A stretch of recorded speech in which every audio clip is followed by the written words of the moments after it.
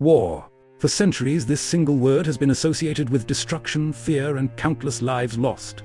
When we hear the word war, we immediately think of tanks, warplanes, powerful armies, and cities reduced to ruins.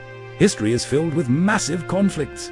Great empires marched across continents, conquered cities, and changed the course of civilization forever.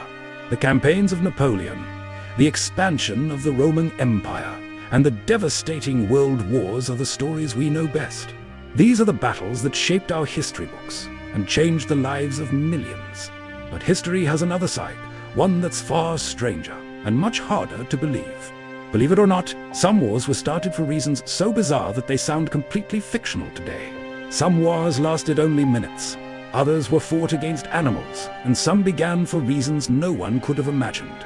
The stories you're about to see actually happened, and every one of them proves that reality can be far stranger than fiction. Sometimes a bakery, sometimes a football match, and sometimes just a flock of birds was enough to send an entire army into action. So, let's travel back to Australia.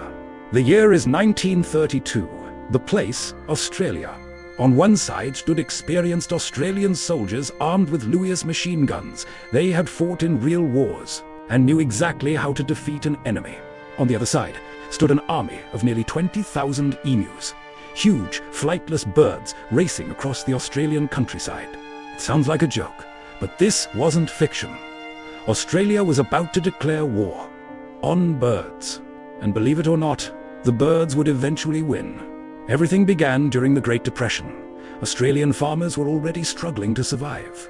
Then, thousands of hungry emus migrated into Western Australia, searching for food. They found endless wheat fields. Within days, entire farms were being destroyed. Fences were smashed. Fresh crops disappeared. For the farmers, this wasn't just an inconvenience, it threatened their entire livelihood. Desperate for help, they turned to the Australian government.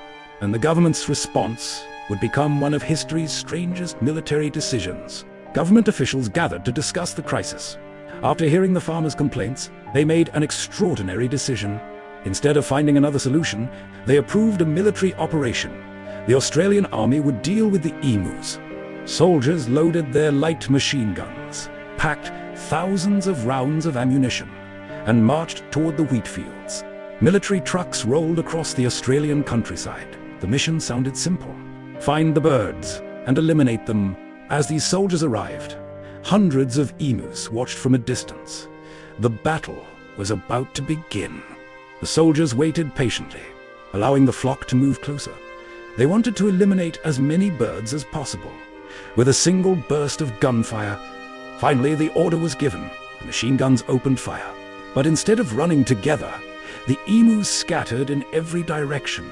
Small groups sprinted across the fields, making them almost impossible to hit. The soldiers kept firing, but the birds were incredibly fast. Thousands of bullets, very few successful hits. Within minutes, it became painfully clear this was not going according to plan. The army changed its strategy. If they couldn't stop the emus on foot, they would chase them with military trucks. A machine gun was mounted on the back of a moving truck. The soldiers believed the birds had nowhere left to run. But the rough Australian terrain had other plans. The truck bounced violently over uneven ground, making accurate shooting almost impossible. Then things became even worse. The machine gun jammed, right in the middle of the chase. Meanwhile, the emus simply kept running faster, smarter, and always one step ahead. Day after day, the soldiers fired thousands of rounds, but only a small number of birds were actually killed. The operation quickly became a national embarrassment. Newspapers began reporting the unbelievable story. An army struggling against birds. The emus continued roaming freely across the wheat fields. For the farmers, nothing had really changed.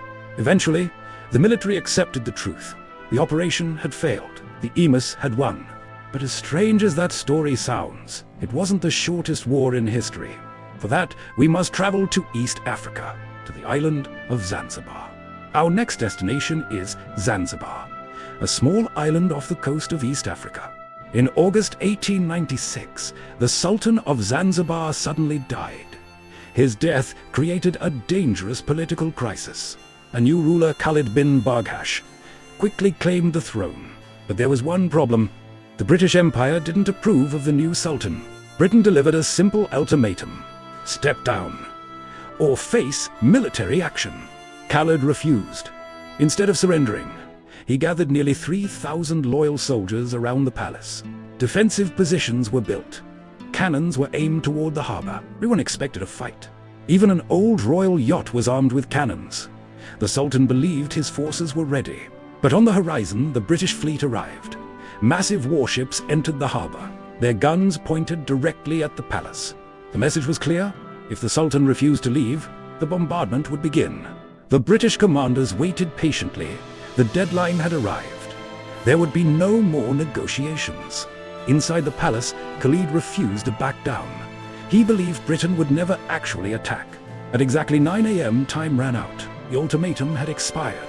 Seconds later, the British battleships opened fire. Massive naval guns shook the harbor. Shells slammed into the Sultan's palace. Walls collapsed, and thick smoke filled the sky. Realizing the battle was lost, Khalid escaped through the back of the palace with a handful of loyal followers. He fled to the German consulate, where British forces could not arrest him. Within minutes, the palace had been reduced to ruins. The Sultan's defenses had completely collapsed. At 9:40 a.m., the Zanzibar flag was lowered. The fighting was over. The entire war had lasted just 38 minutes. It remains the shortest war in recorded history. But history wasn't finished surprising us. Our next story begins, not on a battlefield, but inside a football stadium. The year was 1969. Two neighboring countries, El Salvador and Honduras, were already locked in growing political tensions. For years, land disputes and immigration had created anger on both sides of the border. The situation was becoming more dangerous every day. All it needed was a single spark, and that spark would come from football. The two nations met during the qualification matches for the 1970 FIFA World Cup. Millions were watching, but this was about far more than sport. The first match took place in Honduras. The home side won 1-0, but the real battle had only just begun. Before the return match, angry fans gathered outside the Honduran team's hotel. They shouted through the night, making sure the players couldn't sleep.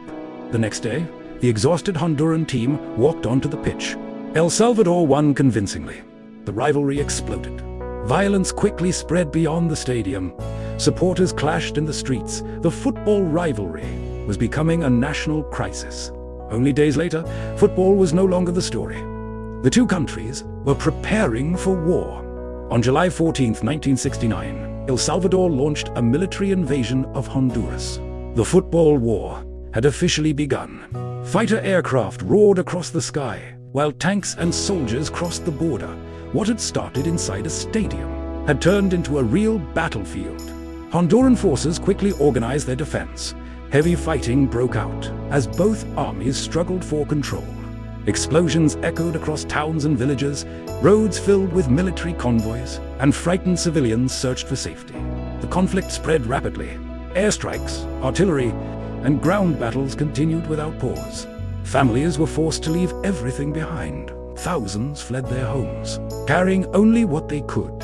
After nearly 4 days of fighting, international pressure continued to grow. Leaders demanded an immediate ceasefire. Finally, after almost exactly 100 hours, the guns fell silent. The war was over. Nearly 3,000 people had lost their lives.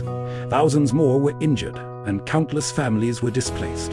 All of this, after a football rivalry became the final spark. Sometimes, history really is stranger than fiction. Even today, many people still call it the football war. But the truth is, football wasn't the real cause. It simply ignited tensions that had been building for years. Still, history remembers it as the only war triggered by a World Cup qualifying match, from an army defeated by birds, to the shortest war ever fought, and finally, a war linked to football. Each of these conflicts proves one thing: reality can be far stranger than fiction. History isn't only filled with kings, great empires, and famous battles. Sometimes the most unbelievable stories, also the true ones. That's exactly why history never stops surprising us. There is always another forgotten story, waiting to be discovered. So, which of these 3 wars shocked you the most? the Emu War, the 38-Minute War, or the Football War.